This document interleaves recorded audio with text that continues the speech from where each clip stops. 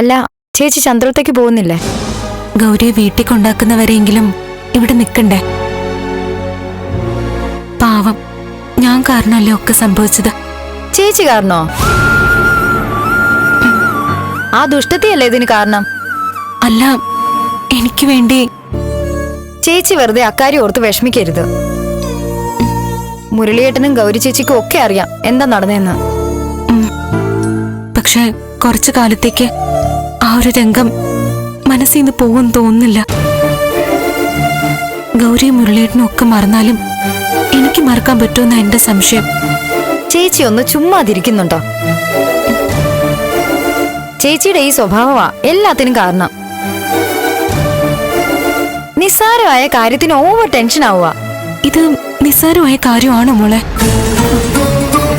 5 മാസം വളർച്ചയുള്ള ജീവൻ വെച്ച് കഴിഞ്ഞു. ഒന്ന് നിർത്ത് ചേച്ചി. ഞാനിപ്പോ കട്ട് ചെയ്തിട്ട് പോവേ. ചേച്ചി ഫോൺ മുരളിയേട്ടന് കൊടുത്തേ. ഞാൻ പറയാം ആശുപത്രിയിൽ നിന്ന് മാറ്റാൻ ചേച്ചിയെ. വേണ്ട, നീ ഒന്നും പറയണ്ട. ശരി, ഞാൻ നിന്നോടായതുകൊണ്ടൊന്ന് മനസ്സ് തുറന്നതാ. ചേച്ചി ഇത്രയും പാവമായി പോയല്ലോ. ചേച്ചി, ഞാൻ അങ്ങോട്ട് വരണോ ഒരു കൂട്ടിന്? വേണ്ട വേണ്ട, എനിക്ക് വിഷമമൊന്നുമില്ല. നിന്നോട് എന്തൊക്കെയോ പറഞ്ഞു. ആ ശരി, ഞാൻ ഓക്കെ. ആ ശരി. അല്ല, നന്ദേട്ടൻ എവിടെയാ? വിളിച്ചിട്ട് കിട്ടുന്നില്ലല്ലോ. നന്ദു വീട്ടിൽ പോയതാ എന്റെ ഫോണും ഡ്രസ്സും ഒക്കെ എടുക്കാൻ. എന്നാ ശരി ചേച്ചി, നാളെ വിളിക്കാം. ശരി.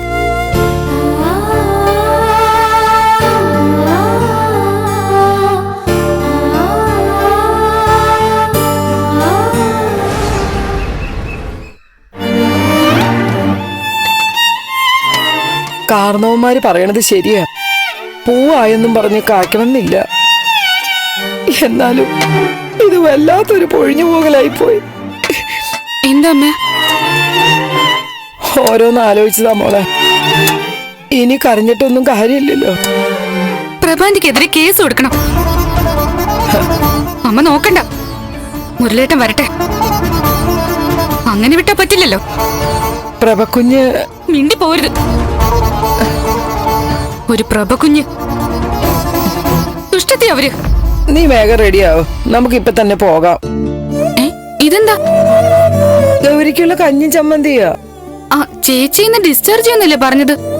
ഇല്ല, എനിക്ക് തോന്നണില്ല.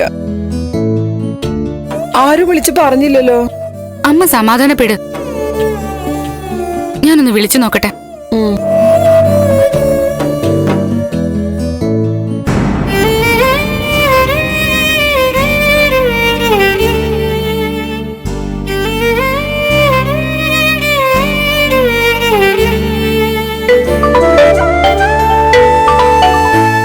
ഹലോ ഉമേ. അത് ഗൗരിച്ചിക്ക് എങ്ങനെയുണ്ട് നന്ദേട്ടാ? കുഴപ്പമൊന്നുമില്ല മോളെ. മുരളേട്ടൻ എന്ത് ചെയ്യാ? ഞാൻ വിളിച്ച മുരളേട്ടന് വിഷമാവെന്ന് വിചാരിച്ചാ നന്ദേട്ടനെ വിളിച്ചത്. കുഴപ്പമൊന്നുമില്ല മോളെ, ഞാൻ ദേവിയുടെ ഫോൺ കൊടുക്കാം. ഉമേ. ഉമേ. ആ ദേവിജി, ഗൗരിച്ചിക്ക് എങ്ങനെയുണ്ട്? ഡിസ്ചാർജ് ചെയ്യാറായോ? ആ, ഇന്ന് ചെയ്യുന്ന പറഞ്ഞത്. അതെ, അമ്മ ചേച്ചിക്കുള്ള കഞ്ഞിയൊക്കെ ആയിട്ട് അങ്ങോട്ട് വരാൻ തുടങ്ങാ. വേണ്ട മോളെ, ആന്റിയോട് പറ ഒന്നും വേണ്ടെന്ന്. ഉച്ചയ്ക്ക് മുൻപ് തന്നെ ഡിസ്ചാർജ് ചെയ്ത് വീട്ടിലേക്ക് എത്തും. ആ ശരി ചേച്ചി. അവര് കുറച്ചു കഴിഞ്ഞ് ഇങ്ങോട്ടേക്ക് വരുമെന്ന് പറഞ്ഞു.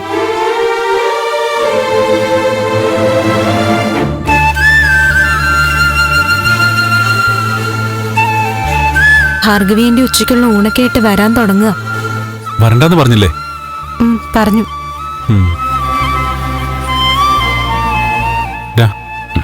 നമുക്ക് പോയി ഒരു ചായ കുടിച്ചാലോ? എനിക്ക് വേണ്ട. എടാ, ഇത്രയൊക്കെ ആയില്ലടാ. ആശുപത്രിയിലായിരിക്കുമ്പോ ഒന്നും അറിയുന്നില്ല. വീട്ടിൽ തിരിച്ചെത്തി കഴിയുമ്പോ ചിലപ്പോ പിടിച്ചു നിൽക്കാൻ പറ്റുമെന്ന് തോന്നുന്നില്ല. നീ ഇങ്ങോട്ട് വന്നേ. വാ.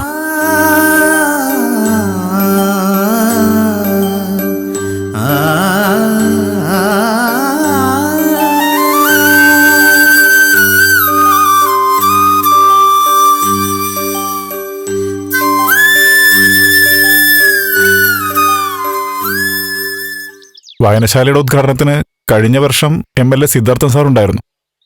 ഇപ്പോഴത്തെ ഈ അവസ്ഥയിൽ അദ്ദേഹത്തെ പങ്കെടുപ്പിക്കാൻ പറ്റുമെന്ന് അറിയില്ല. എന്നാലും മാഷൊന്ന് ശ്രമിച്ചു നോക്ക്. നോക്കാം. എന്തായാലും മേയറുടെ കാര്യങ്ങളൊക്കെ സൂചിപ്പിച്ചേക്കാം.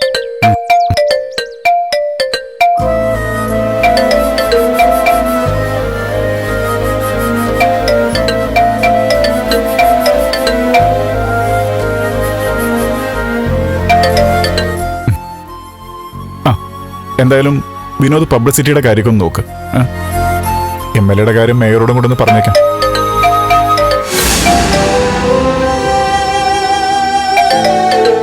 അപ്പൊ ശരി, ഞാൻ പോയിട്ട് വരാം. ശരി.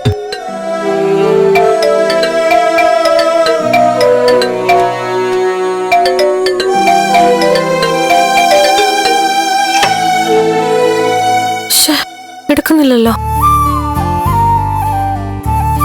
ആ ചേച്ചി, എന്താ മീരെ? എനിക്കൊരു സ്ഥലം വരെ പോണം. ഒന്ന് കൂടെ വരാവോ? ആ. താങ്ക് യു ചേച്ചി. എനിക്ക് ഡ്രൈവിംഗ് അങ്ങോട്ട് ശരിയായിട്ടില്ല. കൈ അധികം അങ്ങോട്ട് അനക്കണ്ടെന്ന ഡോക്ടർ പറഞ്ഞേ. ചേച്ചി ഡ്രൈവറായിട്ട് വണ്ടി ഓടിക്കും, ഞാൻ മുതലാളിയായിട്ട് പിന്നിലിരിക്കും. പോകാം. പോവാം. അതിരിക്കട്ടെ, എങ്ങോട്ടാ പോവാണ്ടേ? പറയട്ടെ. പറ. സാക്ഷാൽ ശ്രീമാൻ ഗിരീഷിനെ കാണാൻ. അതെ, ഗിരീഷ് മാഷിനെ കാണാൻ. ചേച്ചിയുടെ അതേ റേഞ്ചിലുള്ള കക്ഷിയാണെന്ന് പറഞ്ഞിട്ടില്ലേ?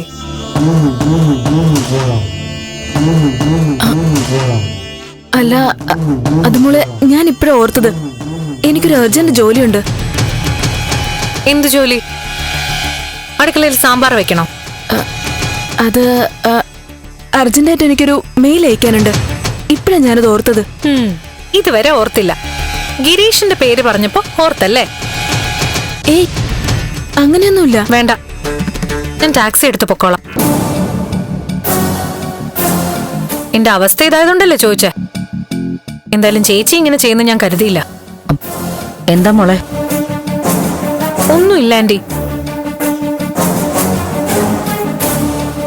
എന്നെ ഒരു സ്ഥലം വരെ കൊണ്ടുപോകാമോന്ന് ചോദിച്ചു. പക്ഷേ ചേച്ചിക്കെന്തോ തിരക്കുണ്ടെന്ന്.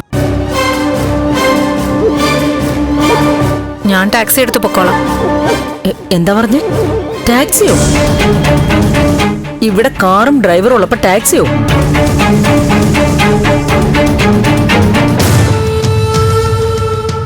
മോളെന്തെങ്കിലും എടുക്കാനുണ്ടെങ്കിൽ എടുത്തിട്ടോ. ഒന്നുമില്ല ആന്റി. ആ റഫീഖേ, കാർ എടുത്തിട്ട് പുറത്തു പോകാനുണ്ട്. അമ്മേ, ഇവള് ഒന്നും പറയണ്ട. മീരമോൾ ഒരു കാര്യം ആവശ്യപ്പെട്ടപ്പോ നിന്നെ കൊണ്ടത് പറ്റില്ല എന്ന് നീ പറഞ്ഞല്ലേ? അല്ലമ്മേ, അത് സംസാരിക്കണ്ട രജനി. ഇനി മോള് വാ.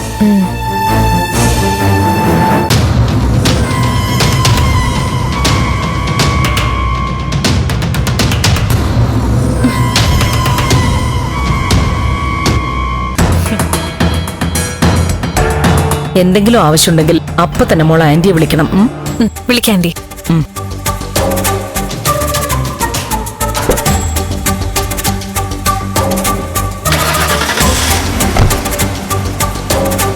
റഫീഖെ, മീരമോൾക്ക് എവിടെയൊക്കെ പോണോ അവിടെയൊക്കെ കൊണ്ടുപോകണം. ശരി മാഡം. By anti.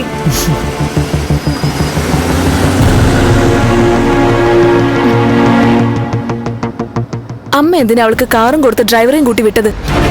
മുൻപും അവള് നമ്മുടെ കാറിൽ തന്നെയല്ലേ പോയിക്കൊണ്ടിരുന്നേ. അത് മാത്രമല്ല, ഇനി നമ്മുടെ കാറും വീടും ഒക്കെ അവളുടേതും കൂടിയല്ലേ. അതിലും അമ്മ കല്യാണക്കാരും കൊണ്ടിടരുതേ. ഞാൻ പറഞ്ഞത് വേറെയാ. അവൾ എവിടേക്കാ പോയതെന്നറിയാമോ? എവിടേക്കാ? ഗിരീഷിനെ കാണാൻ. എന്താ? അമ്മയുടെ ശത്രു ഗിരീഷിനെ കാണാൻ പോയതാന്ന്. കുറെ ദിവസമായി 24 മണിക്കൂർ അവൾക്ക് ഗിരീഷിനെ കുറിച്ച് പറയാനുള്ളൂ. അമ്മയ്ക്ക് ഇതിലൊന്നും പറയാനില്ലേ? മീര ഗിരീഷിനെ കാണാൻ പോയാൽ നിനക്കെന്താ? എനിക്കെന്ത്? എനിക്കൊന്നുമില്ല, സന്തോഷമേ ഉള്ളൂ. അങ്ങനെ ആരും സന്തോഷിക്കണ്ട. വരട്ടെ, ഞാൻ അതിന്റെ രീതിക്ക് സംസാരിച്ചോളാം. ഒരാപത്തിലും മീര ആശുപത്രിയിൽ എത്തിച്ചു. അതിനപ്പുറം ഒരു കടപ്പാടോ ബന്ധമോ വേണ്ട എന്ന് മീരയോട് ഞാൻ പറയാം.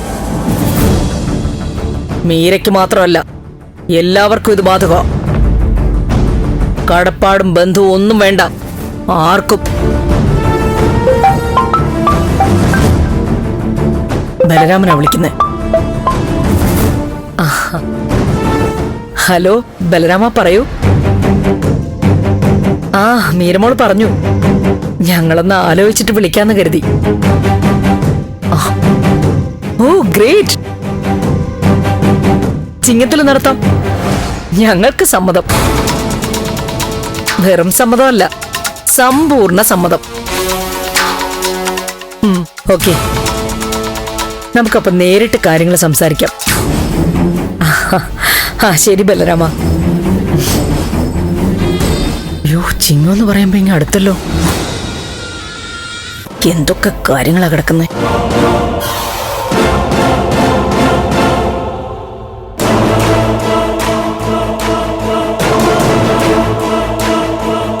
കല്യാണോ?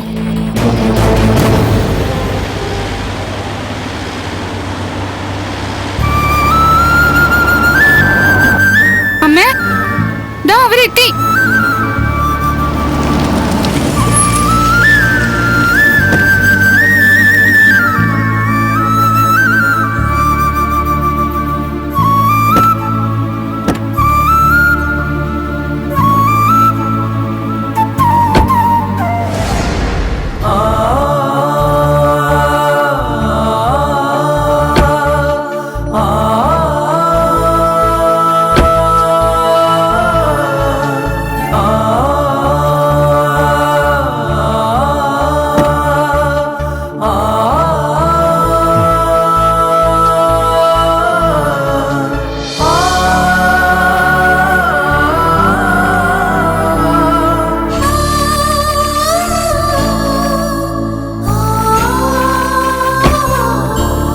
ചേച്ചി,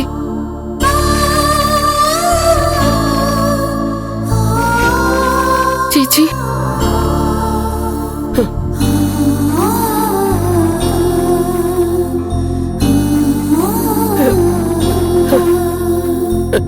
മോളെ,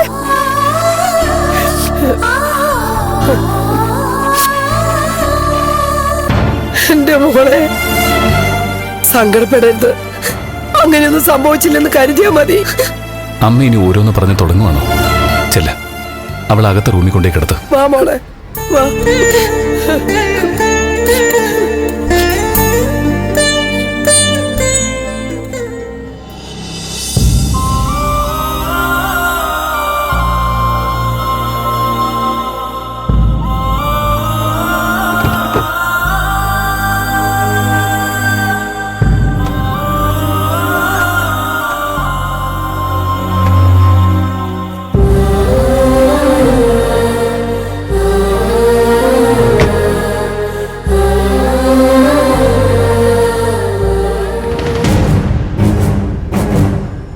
അച്ഛാ, കാര്യങ്ങളെല്ലാം കുഴഞ്ഞു മറിയാൻ പോവാ.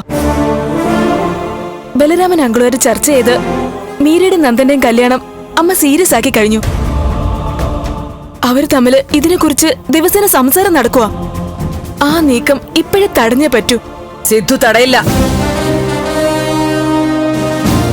സിദ്ധുവിനറിയാം ആരാരെയാണ് വിവാഹം ചെയ്യേണ്ടതെന്ന്. മീരയുടെ മനസ്സിൽ മോഹങ്ങൾ കൊടുത്തത് നമ്മളെല്ലാവരും കൂടിയാ. അതിൽ നിന്ന് സിദ്ധുവിനും ഒഴിഞ്ഞു മാറാൻ പറ്റില്ല. ദേവികയുള്ള നന്ദന്റെ ഇഷ്ടമൊക്കെ പിന്നീടല്ലേ അറിഞ്ഞത്. അതിന് പുതിയത് വരുമ്പോ പഴയതിനൊക്കെ അങ്ങ് വിട്ടുകളയുവോ? ദേവികയും നന്ദനുമായിട്ടുള്ള ബന്ധമറിഞ്ഞ ആ നിമിഷം തന്നെ തടയണമായിരുന്നു. അത് ചെയ്യാത്തത് ആരുടെ തെറ്റാ? സിദ്ധു ബലരാമനോട് പറഞ്ഞു, മീരയും നന്ദനുമായിട്ടുള്ള കല്യാണം നടക്കില്ല. നന്ദൻ ദേവിക എന്ന് പറഞ്ഞ് എവിടുന്നോ വലിഞ്ഞു കയറി വന്ന ഒരു പെണ്ണിനെ താലി കെട്ടിയെന്ന്. മുരളിയുടെ ആദ്യത്തെ ഭാര്യ എന്ന് പറഞ്ഞ ബലരാമൻ ആളെ പിടികിട്ടും. ഇപ്പോ ഒരു ആത്മഹത്യാശ്രമം മാത്രമേ നടന്നിട്ടുള്ളൂ. ഇതറിഞ്ഞ നടക്കുന്നത് കൊലപാതകമായിരിക്കും. ബലരാമനെ അറിയാലോ, ഒറ്റ മോളാ മീര. എത്ര ആലോചനകളാ മീരയ്ക്ക് വന്നിരുന്നേ. ബലരാമൻ എല്ലാം മാറ്റിവെക്കുകയായിരുന്നു. മീരയുടെ നിശ്ചയം കഴിഞ്ഞു എന്ന രീതിയിൽ ബലരാമൻ എല്ലാവരോടും പറഞ്ഞിട്ടില്ലേ? എന്നിട്ടിപ്പോ അവസാനം നന്ദൻ വേറെ കെട്ടി നിങ്ങൾ മറ്റാരെങ്കിലും അന്വേഷിച്ചോളൂ എന്ന് പറയാന്നല്ലേ?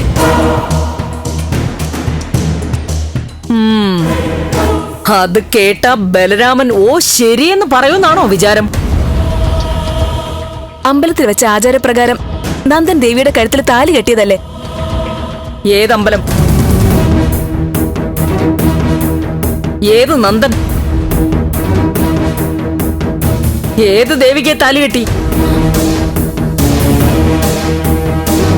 അങ്ങനെ ഒരു കല്യാണം നടന്നതിന് ഒരു തെളിവുമില്ല സിദ്ധു.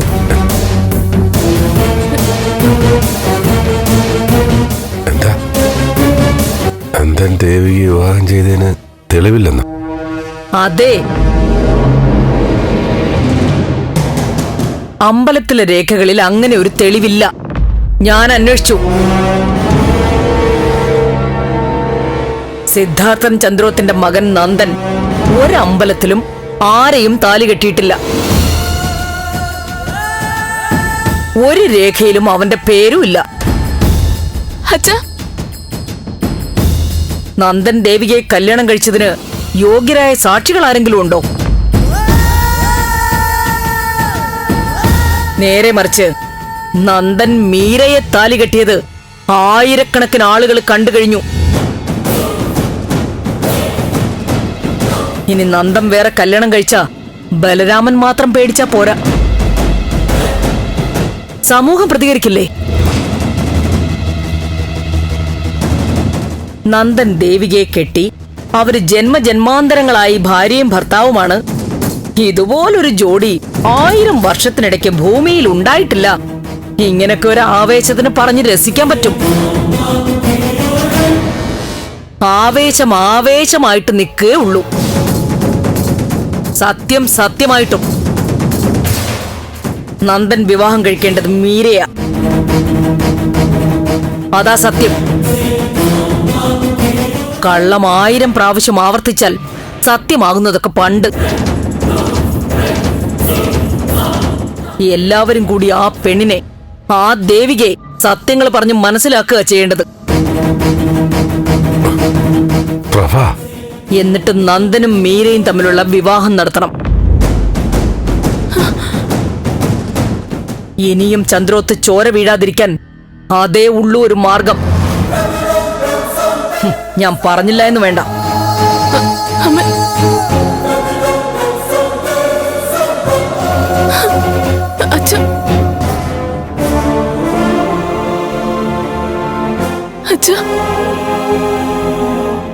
അവര് തമ്മിൽ വിവാഹം കഴിച്ചതിന്റെ രേഖ ക്ഷേത്രത്തിലുണ്ടെന്നല്ലേ പറഞ്ഞത്?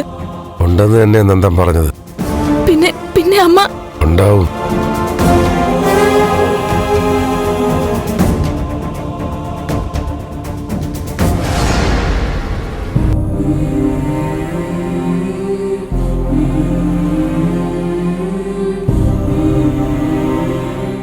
ഗൗരി, കുറച്ചു നേരം കിടന്നോ? വേണ്ട, കുടിക്കാൻ എന്തെങ്കിലും എടുക്കട്ടെ മോളെ. മോൾക്ക് വിശക്കുന്നുണ്ടോ? ഗർഭിണിയാണെന്ന് അറിഞ്ഞ അന്ന് മുതല് എന്നെ സ്വന്തം മോളെ പോലെ ഊട്ട ഉറക്കൊക്കെ ചെയ്തല്ലോ അമ്മ.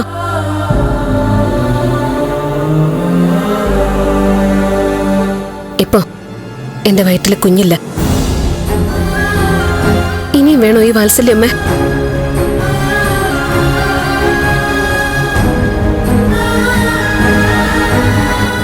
മോൾ എന്തീ പറയണത്? അതോ എന്നോട് സഹതാപം തോന്നിയിട്ടാണോ? അങ്ങനെയാണെങ്കിൽ അത് വേണ്ട. ചേച്ചി, ഇപ്പൊ എങ്ങനെയുണ്ട് ചേച്ചിക്ക്? എന്തെങ്ങനെയുണ്ടെന്ന്? അല്ല, വേദനയും ക്ഷീണമൊക്കെ തോന്നുന്നുണ്ടോന്ന്? ഉണ്ടെങ്കിൽ എന്താ, നീ മാറ്റിത്തരൂ. മോളെ, കഴിഞ്ഞതൊന്നും ആലോചിക്കണ്ട. കണ്ണടച്ച് കിടന്നാ മതി. എന്നോട് സഹതാപം കാണിക്കരുതെന്ന് ഞാൻ പറഞ്ഞു.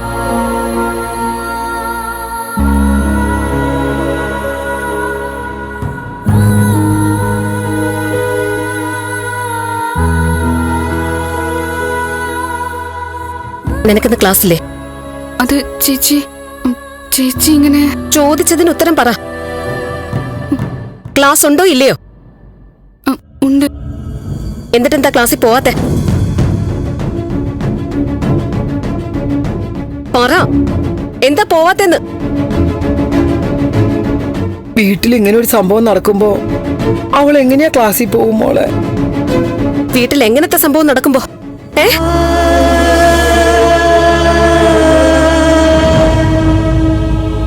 ഒരു സംഭവം നടന്നിട്ടില്ല. ദേ, നീ ക്ലാസ്സിൽ പോണം കേട്ടോ. അവസാനം മാർക്ക് കുറഞ്ഞിട്ടേ ചേച്ചിയുടെ കുഞ്ഞു മരിച്ചിട്ട് ക്ലാസ്സിൽ പോകാൻ പറ്റിയില്ല, അതുകൊണ്ടാ മാർക്ക് കുറഞ്ഞെന്ന് പറഞ്ഞു വരരുത്.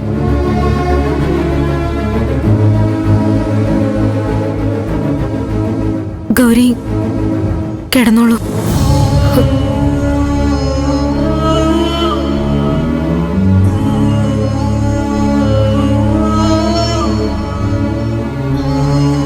ഇന്നലെ വീട്ടിൽ കയറാൻ പറ്റിയില്ലല്ലേ? ഗൗരി, അതൊന്നും സാരമില്ല. പേടിക്കണ്ട. എന്റെ ആരോഗ്യം ഒന്ന് തിരിച്ചു കിട്ടിക്കോട്ടെ. ഞാൻ അവരെ പ്രഭയെ കാണാനൊരു പോക്കുണ്ട്.